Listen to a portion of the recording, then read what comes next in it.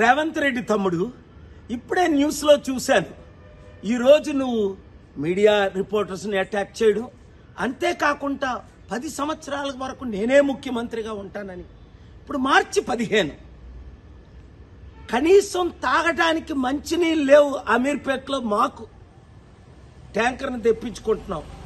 1,20,00,000 మంది హైదరాబాద్ సికింద్రాబాద్లో, 4 కోట్ల మంది తెలంగాణలో మంచినీళ్ళు లేని మార్చిలోనే లేవంటే మరి ఏప్రిల్ మే జూన్లో ఎలాగుంటాయి? ఒక్కసారి ఆలోచించు. ముఖ్యమంత్రి అవడం అంటే సమిట్ పెడతాను, ఇన్వెస్ట్మెంట్స్ తెస్తానన్న ధ్యానం లేదే. మరి ఇప్పుడు నువ్వేదో భారత్ సమిట్ నువ్వు పెడితే ఎవరు వస్తారు? ఒకసారి అర్థం చేసుకో. దేవుడు మనల్ని ఎందుకు కలిపాడు? నేను పోటీ చేయకుండా వరంగల్లో నీకు ఎందుకు మద్దతు ఇచ్చాను? రాష్ట్రాన్ని బాగు చేయడానికి, అప్పులు తీర్చడానికి, అభివృద్ధి చేయడానికి, మంచి చేయడానికి. మరి నువ్వేం చేస్తున్నావు?